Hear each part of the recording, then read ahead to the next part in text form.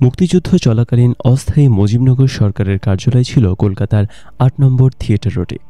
সেখানে বাংলাদেশের স্বাধীনতা যুদ্ধের অধিনায়ক কর্নেল ওসমানী থাকতেন এবং তার অফিসও সেখানেই ছিল। সে সময় বাংলাদেশের অস্থায়ী রাষ্ট্রপ্রধান এক অধ্যাদেশ বলে সাহসিকতা পুরস্কার পদক প্রবর্তন করেন।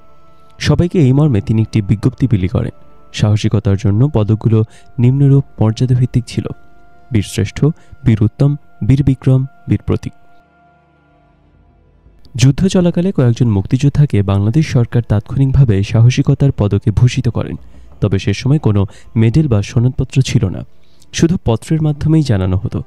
যুদ্ধের পর ১৯৭২ সালের প্রথম দিকে অধিনায়কদের তাদের অধীনস্থ অফিসার, সৈনিক এবং বেসামরিক মুক্তিযোদ্ধাদের সাহসিকতার বিষয়ে লিখিত আকারে প্রতিবেদন পাঠানোর জন্য বলা হতো। যুদ্ধের সময়ও কিছু কিছু প্রতিবেদন পাঠানো হয়েছিল। স্বাধীনতার পর ঢাকায় মিন্টু রোডের একটি বাড়িতে কর্নেল ওসমানী থাকতেন। সেখানে কয়েকজন সেক্টর কমান্ডার মিলে সাহসিকতার পদকের তালিকা তৈরি করেন। কর্নেল ওসমানীর স্বাক্ষরে প্রধানমন্ত্রী এবং প্রতিরক্ষামন্ত্রী শেখ মুজিবের অনুমোদনের পর সেই তালিকা পত্রপত্রিকায় প্রকাশিত হয়।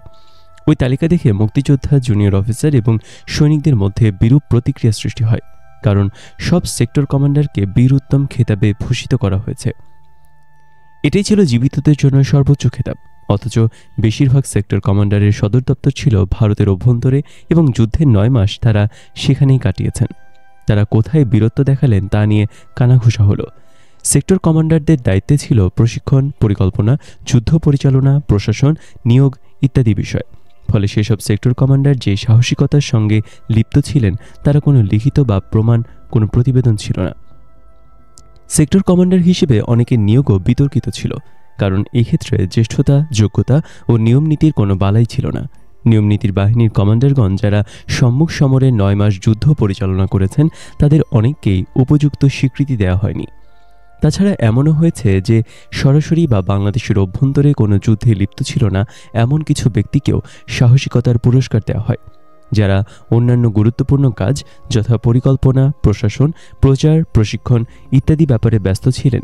তাদের সাহসিকতার পদক দেওয়ার প্রশ্নই ওঠে না, বরং তাদেরকে অন্য কোনো পদক যথা প্রশাসনিক পদক দেওয়াই বাঞ্ছনীয় ছিল।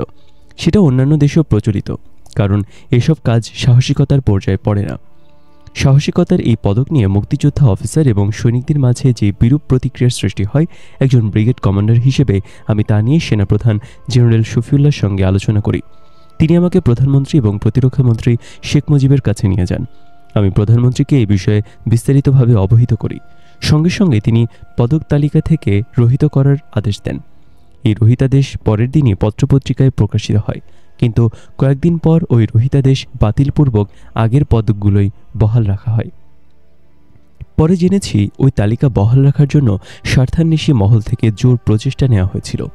পরে আমি যখন বাংলাদেশ আর্মির অ্যাডজুটেন্ট জেনারেল হই তখন এই সংক্রান্ত কাগজপত্র খুঁজে সাহসিকতা পদকপ্রাপ্ত অনেকেরই লিখিত প্রতিবেদন পাইনি। শুধু একটা নামের তালিকা এবং সরকারি গ্যাজেট ছিল। উল্লেখ্য, এই পদকপ্রাপ্তির সুপারিশের সঙ্গে সাহসিকতার প্রকৃত ঘটনার উল্লেখ, ন্যূনপক্ষ ২-৩ জন চাক্ষুষ সাক্ষী, বক্তব্য ইত্যাদি এবং এরপরে প্রয়োজনে অনুসন্ধান করে যাচাই করার ব্যবস্থা থাকাই নিয়ম। তারপরেই যথাযথ নিরীক্ষার ভিত্তিতে সাহসিকতা পদক পাওয়ার কথা।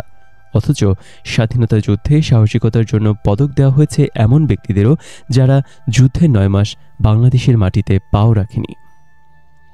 ঠিক এমনভাবে মুক্তিযোদ্ধা সনদপত্র ইস্যু ও বিতরণ নিয়ে অনেক অনিয়ম করা হয়। এই নিয়ে এমন হাস্যকর পরিস্থিতির সৃষ্টি হয় যে জন্য প্রকৃত মুক্তিযোদ্ধারা আজও ক্ষুব্ধ। যাচাই না করে ঢালাওভাবে মুক্তিযোদ্ধা সনদপত্র দেওয়া হয় দেশের লোক থেকে শুরু করে ভারতে অবস্থানকারী শরণার্থীদের পর্যন্ত। যুদ্ধে যাদের কোনো প্রত্যক্ষ কিংবা পরোক্ষ অবদান ছিল না, এমনকি সময় সময় মুক্তিযোদ্ধা সংসদের কর্মকর্তা করা হয় এমন সব ব্যক্তিদেরকে যাদের মুক্তিযুদ্ধে অংশগ্রহণ কিংবা কোনো ভূমিকা ছিল না। খুব বেশি ত্যাগ করলে তারা দেশ ত্যাগ করে শরণার্থী হয়েছিলেন। এদেরকে শুধু রাজনৈতিক কারণে এই পদে নিয়োগ দেওয়া হতো এবং তারা অবাধে রাজনৈতিক উদ্দেশ্যে সনদপত্র বিতরণ করতেন। এই জন্য মুক্তিযোদ্ধা সংসদের ওপর সাধারণ মুক্তিযোদ্ধা এবং জনগণের কোনো শ্রদ্ধা তৈরি হয়নি। দেখা গেছে সরকার পরিবর্তনের সঙ্গে সঙ্গে মুক্তিযোদ্ধা সংসদের কর্মকর্তারাও পরিবর্তন ঘটিয়েছেন। জেনারেল জিয়া ক্ষমতায় থাকাকালে জেনারেল এরশাদ ছিলেন মুক্তিযোদ্ধা সংসদের প্রধান উপদেষ্টা।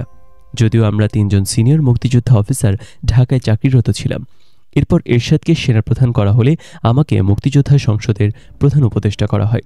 আমি 2-3 দিন মুক্তিযোদ্ধা সংসদে গিয়ে তাদের সঙ্গে আলোচনা করি এবং নেতাদের জানাই যে এটাকে একটি অরাজনৈতিক সংগঠন হিসেবে গড়ে তুলতে যা যা প্রয়োজন সবকিছু করা হবে। প্রকৃত প্রতিনিধি বাছাইয়ের জন্য আমি অচিরেই নির্বাচন দেওয়ার কথা বলি। এর কদিন পরেই জেনারেল এরশাদ আমাকে জানান, রাষ্ট্রপতি জিয়া মনে করেন যেহেতু অ্যাডজুটেন্ট জেনারেলের কাজ ছাড়াও আমি ক্যাডেট কলেজ, সেনা কল্যাণ সংস্থা ইত্যাদিতে দায়িত্ব পালন করি, তাই মুক্তিযোদ্ধা সংসদে হয়তো বেশি সময় দিতে পারবো না। সপ্তাহখানেক পার না হতেই সরকারি আদেশ বলে আবারও জেনারেল এরশাদকে মুক্তিযোদ্ধা সংসদের প্রধান উপদেষ্টা করা হয়।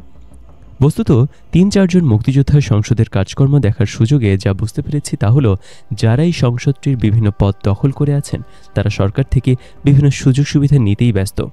আমি এটা বন্ধ করার পরিকল্পনা নিয়েছিলাম, যেমন পরিত্যক্ত কিছু শিল্প কারখানা সংসদকে সরাসরি বরাদ্দ করা, বিভিন্ন জনকে পারমিট দেওয়া ইত্যাদি কিছু ফাইল আমার কাছে এসেছিল সুপারিশের জন্য, কিন্তু এসব আমি কোনো সাড়া দিইনি। এখনও নতুন করে মুক্তিযোদ্ধা বানানোর প্রক্রিয়া চলছে। নিজের কথা বলতেই পারি, মুক্তিযুদ্ধের সাহসিকতার স্বীকৃতিস্বরূপ বঙ্গবন্ধু শেখ মুজিব ছাড়াও বাংলাদেশ সরকারের 2 জন প্রধানমন্ত্রীর কাছ থেকে সনদপত্র পাওয়ার পরও মুক্তিযোদ্ধা সংসদ থেকে মুক্তিযোদ্ধা হিসেবে অন্তর্ভুক্ত হওয়ার জন্য আবেদনপত্রে ছাপানো ফর্ম সরকারিভাবে আমার কাছে পাঠানো হয়। সেই ফর্মটি অবশ্য আমি পূরণ করিনি। এসব অবমাননাকর পরিস্থিতি থেকে রেহাই পেতে এখন নিজেকে একজন সাহসিকতা পদকপ্রাপ্ত মুক্তিযোদ্ধা হিসেবে পরিচয় দিতেও কুণ্ঠাবোধ হয়। এখানে একটি ঘটনা উল্লেখ করতে চাই। যুদ্ধের প্রয়োজনে 1971 সালের জুলাই মাসে নিয়মিত বাহিনীর জন্য নতুন লোকবলের দরকার হয়। উপযুক্ত লোক না পেয়ে শরণার্থী শিবির এবং অন্যান্য উৎস থেকে অপ্রাপ্তবয়স্ক ছেলেদের নিয়মিত বাহিনীতে নিতে বাধ্য হই। তবে প্রাপ্তবয়স্কদের অনেকেই নিয়মিত বাহিনীতে যোগ দিয়ে শৃঙ্খলার সঙ্গে সম্মুখ যুদ্ধে অংশ নিতে আগ্রহী ছিল না। কিন্তু সেক্টরের অধীনে অনিয়মিত বাহিনীতে কাজ করতে উৎসাহী ছিল তারা। একদিন কথা প্রসঙ্গে আমি বিষয়টি প্রধানমন্ত্রী শেখ মুজিবের দৃষ্টিগোচর করি। শুনে তিনি অবাকই হলেন। অথচ দেশ স্বাধীন হওয়ার পর মুক্তিযোদ্ধা সনদধারী লোকজন সর্বত্র সর্বক্ষেত্রে। তাই বাংলাদেশ স্বাধীন হওয়ার পর ফ্রিডম ফাইটারদের কটাক্ষ করে সংক্ষেপে এফএফ অর্থাৎ ফ্রাইডে ফাইটার কিংবা 16 ডিভিশন বলে অভিহিত করতেন অনেকে। কারণ আমাদের বিজয় দিবস ছিল 16 ডিসেম্বর এবং তার পরদিন ছিল শুক্রবার।